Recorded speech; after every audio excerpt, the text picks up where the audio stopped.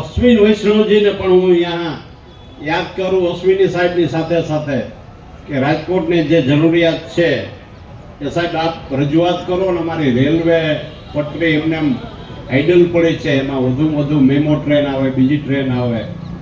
અગાઉ કંઈક ઉઘરાણી કરેલી છે, 6 ટ્રેનો આવવાની હતી, એને 2 વર્ષ થઈ ગયા. પત્રકારો મને ટોન મારે છે કે તમે વારંવાર જાહેરાત કરીને ટ્રેનો કેમ નથી આવતી. એની જવાબદારી જે કંઈ છે એ આપ અશ્વિનીજી આપ સાહેબની છે.